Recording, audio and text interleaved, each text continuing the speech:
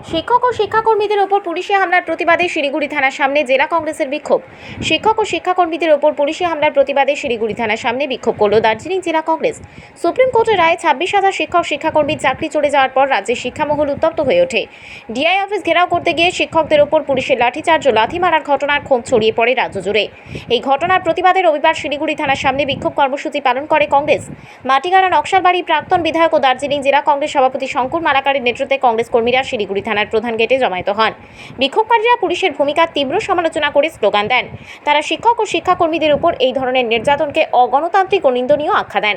পুলিশের হাতে একটি স্মারকলিপিও তুলে দেওয়া হয় এই ঘটনার ন্যায় বিচার ও দোষীদের শাস্তির দাবিতে। ডাকে পশ্চিম বাংলার সমস্ত থানাতে আজকে ঘেরাও, বিক্ষোভ কর্মসূচি এবং স্মারকলিপি। আমাদের দাবি অবিলম্বে যে 26,000 শিক্ষকের চাকরি চলে গেছে, যাদের ভবিষ্যৎ পশ্চিমবাংলায় অন্ধকার, যারা গণতান্ত্রিক উপায়ে আন্দোলন করতে গিয়েছিলেন ডিআই অফিসে, সেই শিক্ষকদেরকে আমরা দেখলাম পেটে লাথি মেরে তাকে মারতে মারতে শুয়ে দেওয়া হয়েছে।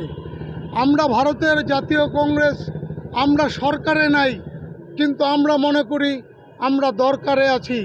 পশ্চিমবাংলায় যে অরাজকতা চলছে, পশ্চিমবাংলার সরকার পুলিশকে যেভাবে লেলিয়ে দিচ্ছে, তার বিরুদ্ধে প্রতিবাদ করার অধিকার ভারতের জাতীয় কংগ্রেসের আছে। কিন্তু আমরা মনে করি আমাদের দায়িত্ব ভারতবর্ষের মানুষের পাশে দাঁড়ানো। সেই দায়িত্ব নিয়ে আমরা আজকে 26,000 শিক্ষকের জীবন জীবিকার দাবিতে আমরা আজকে পথে নেমেছি।